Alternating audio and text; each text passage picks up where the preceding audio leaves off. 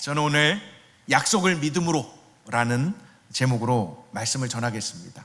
우리 지난 주일에 함께 나눴던 말씀을 잠깐 좀 우리가 리마인드 해보겠습니다. 세 가지 약속이었죠. 첫 번째 약속은 죽음입니다. 두 번째 약속은 컨닝을 할 수 있도록 보여주시면 좋겠습니다. 두 번째 약속은 심판의 날. 그리고 하나님의 세 번째 약속은요, 설교를 듣지 않은 사람은 갈보리 십자가가 갑자기 왜 튀어나오나 라고 하겠지만, 죽음의 시간과 심판의 날은 누구에게나 거부할 수 없는 하나님의 약속이고, 그 죽음과 심판의 날은 아무도 예측할 수 없고 확증할 수 없고, 그리고 기다리긴 기다리지만 모르는 날들이에요. 그러나 분명한 건 갈보리 십자가에서 나의 죄를 위해, 우리의 죄를 위해 십자가에 못 박혀 죽으심으로 죽음이 아닌 생명으로, 심판이 아닌 영원한 하나님의 나라의 백성으로 그렇게 우리를 옮기시고 그곳에 이르게 하시는 십자가, 갈보리 십자가를, 그 약속을 우리가 기억하고 믿음으로 살아야 한다는 것을 함께 나누었습니다.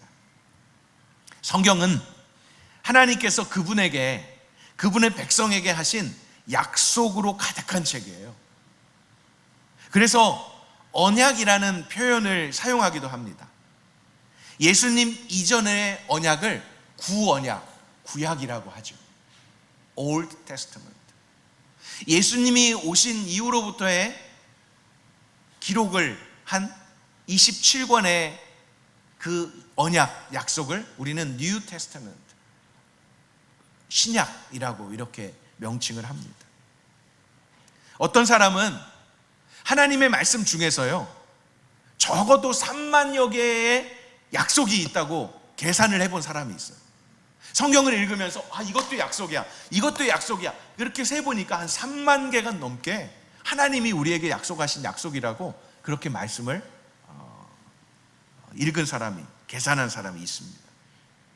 이 숫자가 과장되어 보이지만 우리는 우리가 알지 못하고 주장하지 못한 수백 가지, 수만 가지의 약속들이 있음을 인식해야 합니다. 하나님의 약속이에요. 특별히 오늘 우리가 읽은 로마서는 아브라함의 이 영적인 믿음의 조상으로서 성공의 비밀을 우리에게 밝혀주고 있습니다. 그것은 하나님의 약속을 알고 그것에 매달렸던 사람이라는 거예요. 약속을 기억하고 끝까지 그 약속을 이루실 하나님을 놓지 않았다는 겁니다. 믿음의 사람이라고, 믿음의 조상이라고 말하게, 불리게 된 이유죠. 그는 그의 삶에 대해 하나님의 계획이 정말 이해할 수 없습니다. 말도 안 됩니다. 어떻게 그렇게 하시겠다는 겁니까? 의문이 많았어요. 처음에는 그랬어요. 그러나 그가 하나님을 경험하고 그가 하나님과 벗대어 나아가는 그 상황 속에서 그렇구나, 맞아, 그렇다면 앞으로도 그렇게 하실 거야, 이루실 거야 라는 확신을 갖게 되어 가는 거죠. 처음부터 그렇게 믿음의 사람은 아니었습니다. 그는 하나님께서 약속을 지키실 수 있고 지키실 것이라는 믿음으로 확고해져 갈 때, 그는 더 이상 아브람이 아니라 아브라함, 열국의 아비라 칭함을 이름이 바뀌는 그러한 은혜를 경험하게 된 것입니다. 하나님께서는 우리에게도 약속을 발견할 수 있는 눈을 주셨어요. 그래서 성경을 보면 그 약속을 이게 나에게 하는 약속이시구나, 내게 주신 약속이구나 라는 걸 깨닫게 하실 수 있도록 말씀을 읽을 수 있는 눈을 주셨습니다. 잘 읽고 있죠? 그 약속을 주장할 수 있는 믿음도 주셨습니다. 내 자신으로는 믿어지지 않아, 믿을 수 없어, 또 때로는 믿고 싶지 않아 라는 생각이 들 때에도 계속해서 성령님을 통해서 우리에게 믿음을 부어주십니다. 지난 세기에 유명한 영국의 설교자인 이 분의 그 명칭, 별명이 있다면 설교의 황태자라고 불릴 정도로 그런 별명이 붙여졌던 찰스 스펄전 목사님이 계십니다. 저렇게 생기셨어요. 찰스 스펄전 목사님이세요. 19세기의 목사님이세요. 우리 찰스 스펄전 목사님이 신앙 점검이라는 책을 썼습니다. 페이스 체크북입니다. 믿음을 체크하는 책. 이 책은 1년 동안 계속해서 매일매일의 기도로 이어져 있어요.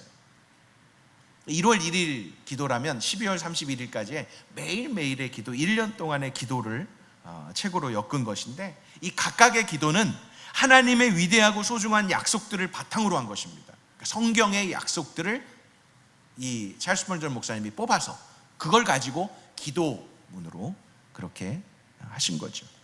스펄전은 하나님의 약속에 대해 이렇게 말했습니다. 준비되어 있나요? 혹시 스펄전 목사님 말씀도요? 없나요? 예, 감사합니다. 하나님의 약속은 수표와 비교할 수 있다. 여기서 이 수표, 뉴질랜드도 얼마 전까지 체크북이 있었어요. 지금은 없어요.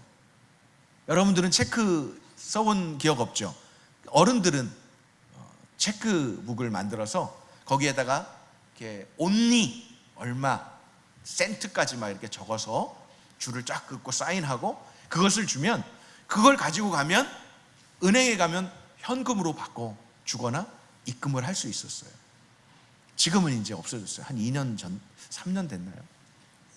그걸 얘기하는 거예요. 수표라는 건 체크를 말하는 거예요. 그 수표와 비교할 수 있어요. 뭐를? 하나님의 약속을. 이것은 믿는 자들에게 어떤 선한 것을 주기 위한 목적으로 주어진 건데, 그러나 이것은 편하게 한번 읽고 끝내기 위한 것이 아니라는 거예요. 체크를 받았어요? 나 이거 받았어. 그러고 끝나면 아무것도 아니에요. 그냥 페이퍼로 끝나요. 종이인 거예요. 그것을 가지고 어떻게 해요? 은행을 가거나 아니면 그것을 다른 사람에게 또 양도를 할 수 있어요. 양도할 수 있는 거는 제한되어 있었어요. 뉴질랜드는. 체크긴 체크지만 체크에 꼭 받는 사람의 이름을 적게 돼 있어요. 회사라면 회사, 개인 이름. 그리고 그것이 아니라 캐시라고 쓰면 그건 누구나 가지고 가면 현금으로 바꿔주는 거였어요. 한 번 읽고 끝내기 위한 것이 아닙니다. 우리는 그 약속을 실제와 같이 여겨야 합니다. 실제로 수표를 다루듯이 비유로 한 거죠. 하나님의 말씀을 그렇게 읽고 땡이 아니라는 거예요. 이 약속이 나에게 주신 약속이라고 믿음으로 이제 행해서 은행에 가서 제시하듯이 그렇게 삶 속에 믿음의 그 약속을 믿음으로 살아가라는 거죠. 한 4가지 정도로 우리가 오늘 본문 로마서 4장을 강해하지는 않겠습니다. 그러나 그 본문 속에서 우리가 4가지 정도의 하나님의 그 약속을 또 함께 좀 살펴보려고 합니다. 첫 번째는요, 이게 시간적인 겁니다. 현재를 위한 약속이라는 거예요. 구약 성경과 신약 성경이 기록된 이 연도가 굉장히 오래됐지만 그 하나님의 약속은 지금 현재를 사는 저와 여러분들을 위한 약속이라는 겁니다. 믿어지십니까? 믿어지지 않아도 믿는 자에게는 그 약속이 신실하게 이루어진다는 것을 경험하는 믿음의 삶을 살아갈 수 있게 됩니다. 믿지 않는 자들은 그 약속이 얼마나 위대하고 그 약속이 얼마나 우리에게 유익한지를 알지 못하는, 경험하지 못하는 그러한 또 어리석음이, 그러한 안타까움이 있기도 합니다. 오래전에 하나님께서 하신 많은 약속은요, 우리가 그것을 믿음으로 주장할 때 우리를 위한 약속이 되는 거예요. 하나님께서 과거에 백성들에게 하신 약속들 중 오늘과 관련이 없는 것은 거의 없습니다. 오늘 우리와 관련이 모두 됩니다. 그래서 우리가 성경을 읽는 거예요. 성경을 연구하는 거예요. 하나님은요, 시간이 지나도 변하지 않으십니다. 어제의 하나님은 오늘의 하나님과 동일하십니다. 어제 그분의 백성들에게 하신 일은 오늘 저와 여러분들에게 하신 약속과 동일합니다.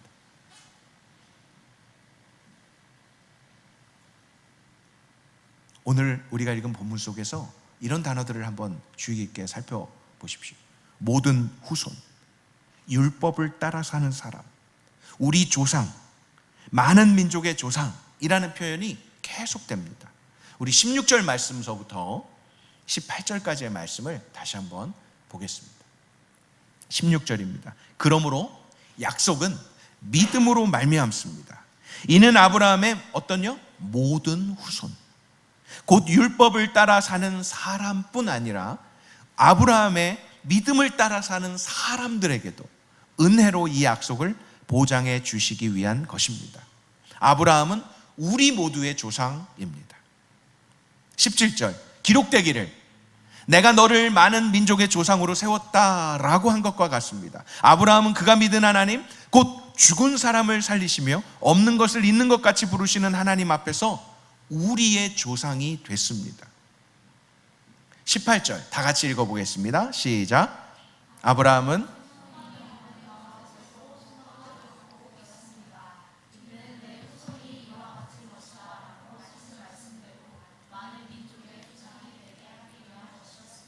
아멘. 두 번째입니다. 너무 빨리 넘어가잖아요. 두 번째, 미래를 위한 약속입니다. 하나님의 약속은 현재를 위한 약속이기도 하지만 미래를 위한 약속입니다. 우리 본문 23절, 24절을 같이 한번 읽어보겠습니다. 함께요. 시작. 그에게 의로 여겨졌다라는 말은 아브라함만을 위한 기록된 것이 아니라 의롭다는 인정을 받을 우리, 곧 우리 주 예수 그리스도를 죽은 사람 가운데서 살리신 분을 믿는 우리도 위한 것입니다. 아멘. 성경이 기록된 그 당시의 우리라고도 할 수 있지만 의롭다 인정을 받을 우리예요. 받은 우리이기도 하지만 받을 우리까지 포함하는 미래적인, 현재도 있지만 미래적인 우리를 포함하고 있습니다.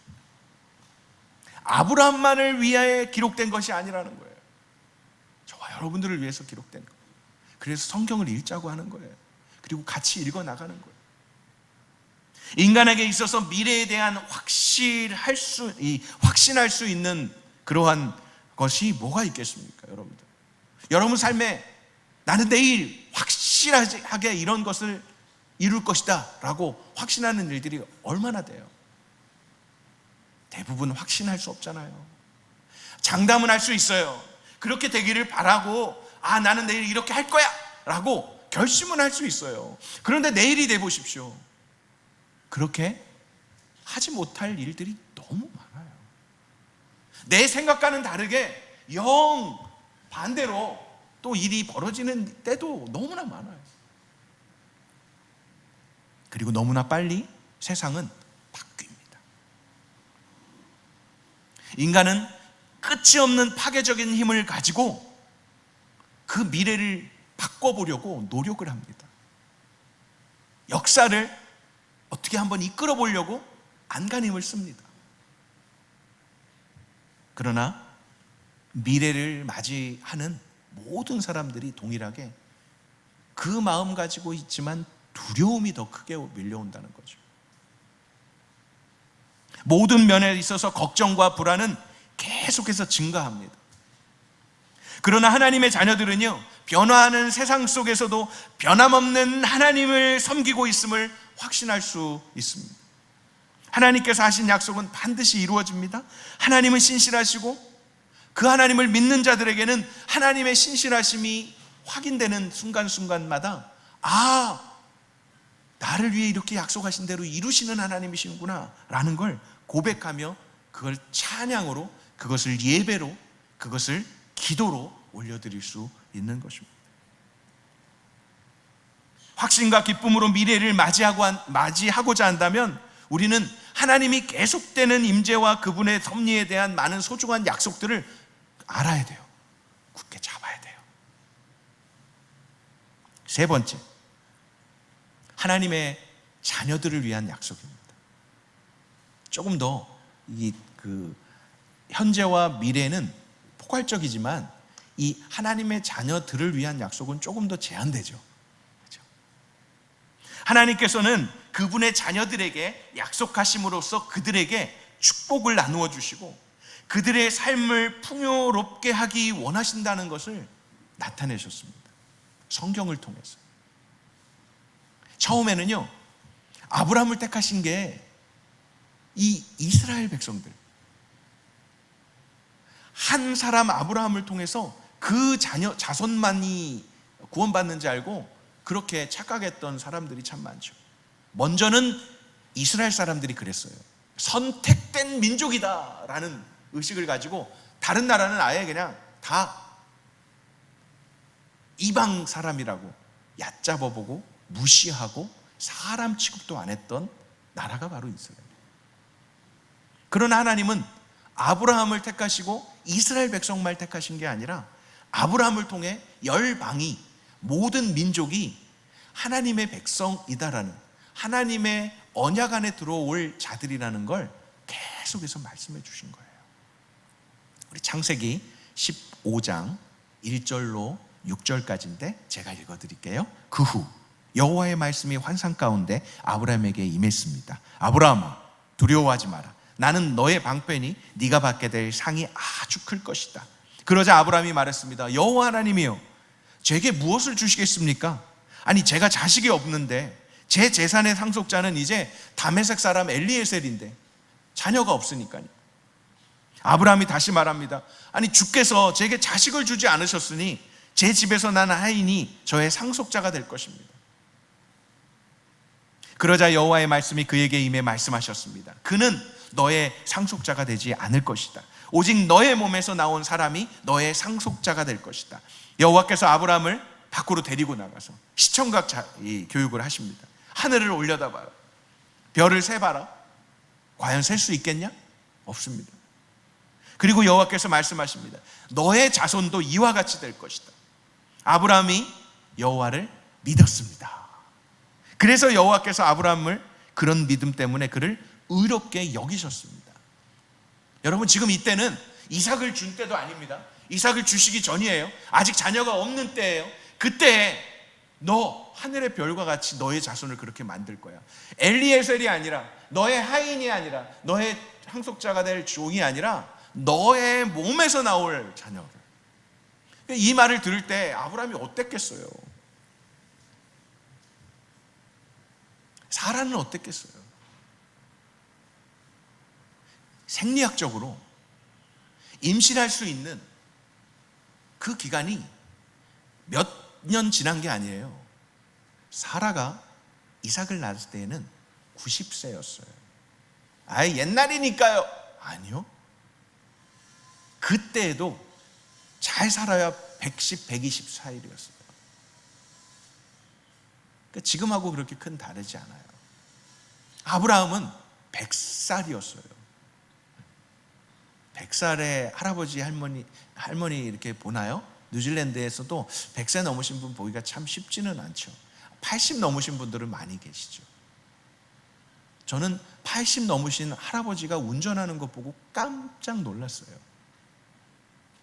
운전을 하고 내리시기 전까지는 그냥 어떤 분이 운전하나 보다 그랬는데, 운전을 하고 내리신 다음에는 그분이 이렇게 걸으시는 거예요. 이렇게 걸으시는데 어떻게 운전하셨는지 정말 깜짝 놀라지게. 더 놀라운 건 탁구장에 갔는데 이렇게 걸어 오시던 할아버지가 탁구를 치는데 이렇게 치시는 거예요. 그래서 또 깜짝 놀랐어요. 그러니까 평생 그렇게 하셨기 때문에 그게 가능한가 봐요.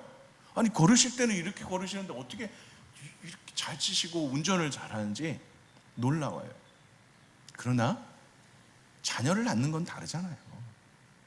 아무리 내가 자녀를 많이 낳았다 하더라도 낳기가 이거는 불가하잖아요. 근데 아브라함은 낳지도 않았어요. 사라도 결혼하고 90세가 될 때까지 자녀를 낳지 않았어요. 그런 아브라함과 사라에게 하나님이 말씀하시잖아요. 약속하시는 거예요. 너를 통해 하늘을 올려다봐, 별을 세봐, 셀 수 없지. 그 정도로 너의 후손을 만들 거야. 너의 자손에게 이와 같이 될 거야 라고 말씀할 때 아브라함은 얼마든지, 하나님 농담 마세요? 하나님 지금 저를 뭘로 보시는 거예요? 라고 할 수 있지만 6절에 보니까 아브라함은 여호와를 믿었습니다. 믿는 거예요. 하나님의 자녀의 특권입니다. 믿을 수 있는 거. 아버지잖아요. 아저씨가 아니에요. 아버지예요. 믿는 거예요. 그래서 여호와께서 아브라함의 그런 믿음 때문에 그를 의롭게 여기셨어요. 어디? 아브라함이 너 착하게 살아, 너 남들한테 손가락질 당할 일 하지 말고 살아, 그게 의가 아니라는 거예요. 믿음을 의로 여겨주신 거예요. 하나님의 약속이 지금 보이지 않아도, 하나님의 약속이 내가 생각할 때 내 기준에서는 불가능한 것 같을 때도 그냥 믿음이 그것을 의로 여겨주신 겁니다. 하나님의 약속은 우리를 속이고 우리에게 잘못된 기대를 심어주기 위한 것이 아닙니다. 사랑이 많으신 하늘 아버지의 마음은 계속해서 은혜의 목적으로 그분의 자녀들을 향해 움직이십니다. 우리를 향한 그분의 모든 목적은 선하십니다. God is good. 언제나. 성경과 기독교 역사에 대한 연구는요, 삶의 시련과 고난을 극복한 사람들과 그리고 인내하며 진정한 성공을 향해서 나간 사람들은 하나님의 말씀을 연구하고요, 그분의 약속을 발견한 사람들이에요. 그냥 무턱대고 믿어가 아니라 하나님의 말씀 속에서 하나님의 약속을 굳게 붙잡은 사람들입니다. 그들은 그 약속을 굳게 믿고 붙잡아 약속을 지키시는 하나님을 신뢰하며 어떤 시련이 와도, 어떤 고통이 와도, 어떤 시험 가운데서도 다시 일어났던 사람들입니다. 그 약속을 믿음으로 나아갔던 사람들입니다. 우리 히브리서 12장 7절로 11절 말씀을 보십시오. 연단을 견뎌내십시오. 하나님께서는 여러분을 아들들 같이 대하십니다. 옆집 아이가 아니라, 지나가는 그냥 동네 아이들이 아니라 아들들 같이 대하신다. 아버지가 연단하지 않는 아들이 어디 있습니까? 아들이 받는 모든 연단을 여러분이 받지 않는다면 여러분은 사생자며 아들이 아닙니다. 그러니까 하나님의 자녀들에게 하시는 약속이기 때문에 우리는 우리를 연단하는 육신의 아버지를 모시고 그분들을 존경합니다. 그러니 우리가 모든 영의 아버지께 더욱 복종하며 살아야 하지 않겠습니까? 육신의 아버지는 자기가 좋다고 생각하는 대로 우리를 잠시 연단하지만 영의 아버지께서는 우리의 유익을 위해 그분의 거룩하심에 참여하도록 연단하십니다. 여러분, 연단이라는 단어를 좀 어떻게 이해가 확 와닿습니까? 누구를 지칭해서 참 미안하지만 그래도 본 사람도 있고 안 본 사람들도 있지만 우리 형제들 중에는 열심히 운동을 하는 지체들이 참 많이 있어서 너무 좋습니다. 저 역시도 3일 전서부터 하루에 8,000보 이상은 꼭 걸어야 되겠다라고 다시금 새롭게 마음을 잡았습니다. 여러분, 하루에 8,000보 쉽겠나요? 어렵더라고요. 근데 우리 형제들은 또 이런 그 목표를 나름대로 가지고 있는 지체들이 있는 것 같아요. 나는 80kg를 들겠다, 100kg를 들겠다, 뭐 이런 이런 그 자기와의 그런 어떤 그 목표를 가지고 있잖아요. 그냥 밥 많이 먹고 들면 되나요? 으아! 하고 힘주고 소리만 지르면 들리나요? 형제들 얘기 좀 해줘봐요. 되나요? 아니죠. 어디서부턴가 시작을 해야 돼요. 10kg부터 시작을 하든지 아니면 맨손으로부터 시작을 하든지 어디서부턴가는 시작을 해서 80kg냐 100kg냐 거기까지 가기까지 쉽지 않다는 걸 우리 자매들도 좀 알았으면 좋겠습니다. 우리 자매들도 그런 자매들 있나요? 나는 형제를 들어서 던지겠다 막 해갖고 이렇게 뭐 나름 훈련하고 있는? 네, 좋습니다. 근데 쉽게 안 돼요. 한두 번에 안 돼요. 연습이 필요하죠. 그 연습은요 1kg짜리를 가지고 계속 100일을 한다고 되는 게 아니라 때로는 힘들지만 2kg로 올려야 되고 5kg로 올려야 되고 10kg, 20kg, 30kg로 계속 올려가면서 해나가야 돼요. 이게 연단이에요. 다른 표현으로는 이런 게 있죠. 돌 속에 있는 금속, 내가 원하는, 금이면 금, 아니면 은이면 은, 내가 원하는 걸 빼어내기 위해서 그 돌을 깨야 되는 시간이 있어요. 그리고 그 돌에서 깨어져 나온 여러 가지의 이 불순물들을 제거하기 위해 불 속에 넣고 그거를 용광로라고 하는 데에서 끓여가지고 불순물들을 빼고 금이나 은만 남겨내는 그 작업은 한두 번이 아니라 계속 된다고 해요. 그리고 쇠도 마찬가지로 불 속에 넣었다가 꺼내서 두들겨주고 물 속에 넣었다가 다시 불 속에 갔다가 다시 꺼내서 두들겨주고 하는 이 반복되는 작업을 연단이라고 해요. 그러니까 하나님이 아들 되는 자녀들에게 이 연단의 시간을 주지 않고 옛다 떡 먹어라 라고 하지 않으신다는 거예요. 11절입니다. 모든 연단이 당시에는 즐거움이 아니라 괴로움으로 보이지만, 너무 이게 표현이 확 와닿지 않아요?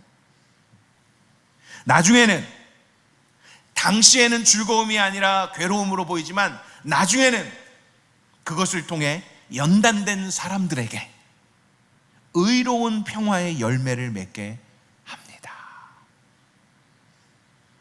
여기서 또 한 사람을 잠깐 소개하고 싶습니다. 미국의 전도자였던 찰스 스펄전 목사님은 영국의 설교의 황태자라면, 이 D.L. 무디라고 하는 이분, 드와이트 레이만 무디예요. 이분은 미국의 전도자였습니다. 설교자이기도 하지만 굉장히 복음을 전하는 이 전도자였었는데, 이분이 가지고 있는 성경책에 모든 페이지에 이 모서리 쪽에 어디에는 P라고 돼 있고 어디에는 T라고 돼 있고 이렇게 글씨가 써 있는 거예요. 그러니까 어느 사람이 그걸 물어본 거예요. 아니 목사님, 이 T는 뭐고 P는 뭡니까? 아니 왜 성경책 모서리마다 이렇게 셀 수 없는 P자와 T자가 있습니까? 라고 질문을 했다고 합니다. T자는 하나님께서 그분의 자녀들에게 하신 약속을 포함하고 있는 그 구절 중에서 T자라고 표시한 것은 그 약속을 내가 믿고 try 했던, 시도했던, 그리고 그것이 약속이 이루어지리라는 걸 믿고 그렇게 말씀에 순종했던 것들의 T라고 썼던 거예요. 그리고 P자는, 그 P자로 표시한 그 약속들은 이것이 내가 트라이 해봤더니 정말 이루어지고 그것이 정말 하나님께서 나에게 응답해 주셨다고, 하나님이 이루셨다고 표시를 P라고 한 거예요.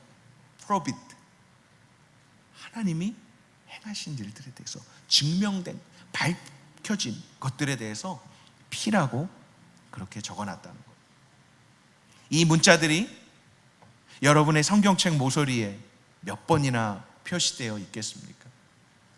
요즘 같으면 성경책보다는 핸드폰일 텐데 핸드폰에 기록하기도 참 쉽지는 않지만, 한번 여러분들 말씀을 읽으면서 내가 하나님의 약속이라고 발견된 것들에 대해서 어떻게 믿음으로 트라이 했는지, 또 그렇게 시도하고 반복하고 붙잡고 있을 때 그 말씀이 정말 나에게 이루어진 말씀이라면 P자로 Provid라고 그렇게 쓸 수 있는 것이 얼마나 되는지 여러분 삶 속에 계속해서 그 횟수를 늘려갔으면 좋겠습니다. 분명한 것은요, 하나님의 약속을 신뢰한 횟수와 이 T자나 P자를 적는 횟수와 동일하다는 거예요. 내가 믿지 않으면요 증명될 수 없어요. 확인할 수 없어요. 다시 히브리서 10장 21절로 23절 말씀을 보십시오. 또한 우리에게는 하나님의 집을 다스리는 위대한 제사장이 계십니다. 우리가 죄악된 양심으로부터 마음을 깨끗이 씻고 맑은 물로 몸을 씻었으므로 확신에 찬 믿음과 참된 마음으로 하나님께 나아갑시다. 우리가 고백하는 소망의 믿음을 단단히 붙잡읍시다. 이는 약속하신 분이 신실하시기 때문입니다. 여러분, 이 약속은 이루어져야 돼. 이 약속은 나한테 너무 중요해. 이게 핵심이 아니에요. 내 원함이 핵심이 아니에요.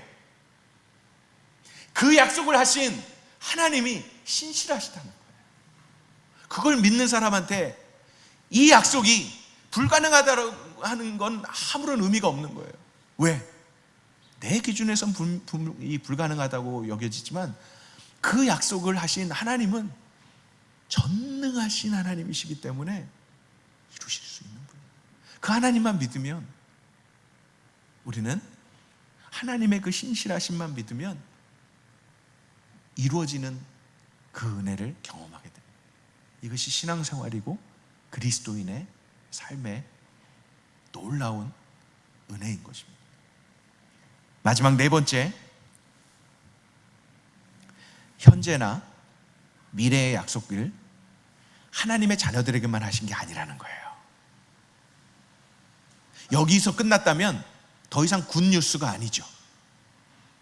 그러나 성경이 복음이고 성경이 굿뉴스인 것은 바로 네 번째, 구원받지 못한 자들에 대한 약속까지도 포함하고 있다는 거예요. 구원받지 못한 자들에 대한 구주 하나님의 많은 약속들을 담고 있는 게 성경입니다. 하나님은 회개를 조건으로 용서를 약속하셨습니다. 믿음으로 예수 그리스도를 삶의 주인으로 삼는 자들에게 영원한 삶을 약속하셨어요. 그리고 그리스도 예수께로 돌아오는 모든 이들을 받아들이시겠다고 약속하셨어요. 또한 죄에 대한 사랑을 깨고 죽음과 무덤을 이기신 분에게 오는 자들에게 죄의 심판으로부터 건져내실 것이라는 약속을 하셨습니다. 요한복음 5장 21절로 30절, 좀 길지만 이게 마지막 말씀입니다. 힘을 내십시오. 요한복음 5장 21절로 30절, 제가 읽어드릴게요. 아버지께서 죽은 사람을 일으켜 생명을 주시는 것 같이 아들도 자기가 원하는 사람들에게 생명을 준다.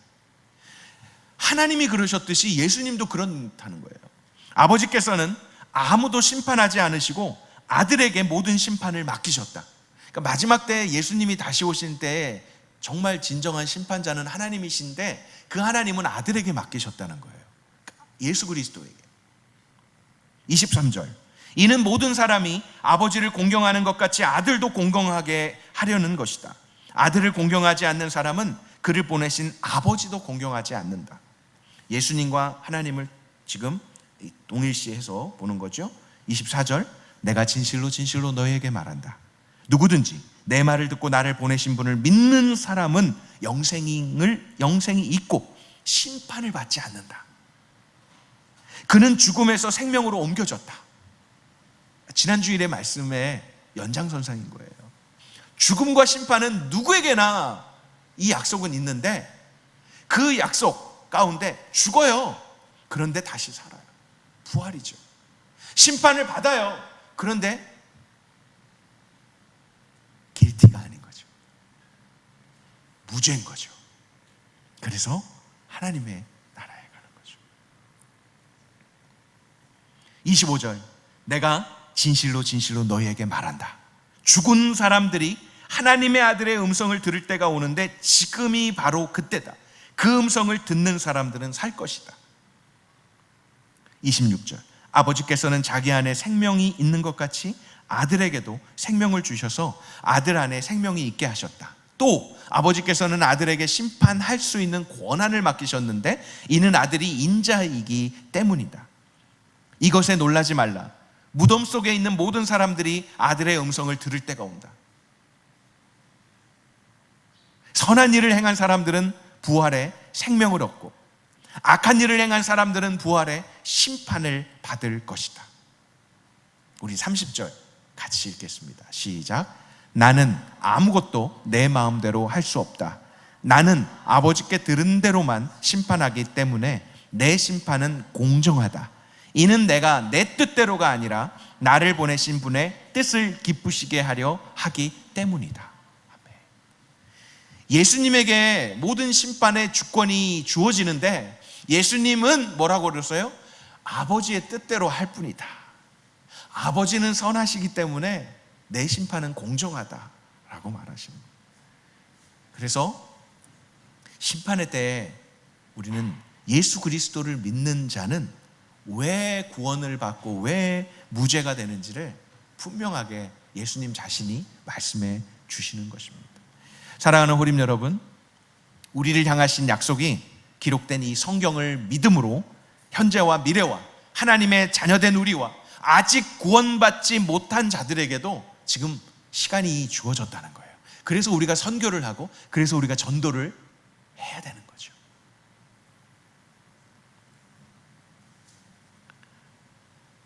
신실하신 약속을 믿음으로 하나님의 자녀로 죽음과 심판을 이기시고 부활하신 다시 오실 예수 그리스도를 믿음으로 지금은 우리가 체크를 사용하고 있지는 않지만 우리가 은행에서 수표를 이렇게 제시하듯이 우리는 하나님의 약속에 우리의 믿음으로 서명하고 은혜의 보좌에 이것을 이렇게 제시해야 됩니다.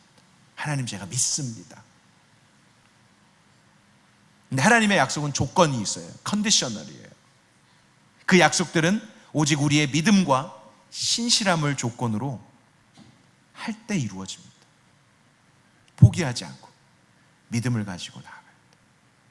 하나님 진실하십니다. 그분은 거짓말을 하지 않으시는 분이십니다. 여러분은 하나님을 믿어도 좋고 안 믿어도 좋은 것이 아니라 믿어야 살고 믿어야 심판을 면할 것이며 믿어야 진정한 하나님의 자녀로 살아갈 것이며 영원히 산다는 것을 믿으시기 바랍니다.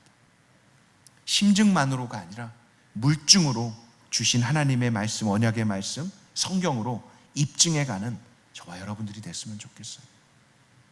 세상 사람들이 말하는 그리고 내가 경험한 논리로 하나님을 제한하지 맙시다. 내가 경험한 하나님, 내가 배웠던 하나님으로 하나님을 제한하지 맙시다. 성경 속에서 그것을 찾아갑시다. 성경 속에서 약속해 주신 걸 굳게 붙잡으세요. 주변의 사람들이 에이 그거 아니야 라고 말할 때 흔들리지 맙시다. 그리고 누군가 세상적인 방법으로 했을 때 뭔가 이루어진 것 때문에 우리도 혹해가지고 그래? 그럼 나는 하나님 잠깐만요 한번 믿어볼까? 라고 그렇게 빠지는 일도 없었으면 좋겠습니다. 사랑하는 호림 여러분, 현재와 미래 그리고 하나님의 자녀들에게 그리고 믿지 않는 자들에게까지도 약속하시는 그 신실하신 하나님은 지금 살아계신 저와 여러분들의 하늘 아버지 되심을 믿으시고 인정하고 고백하며 그 약속에 신실하신 하나님이 이루실 때마다 여러분들이 삶에 하나님께 영광 돌려드리는 삶이 되시기를 주님의 이름으로 축원합니다.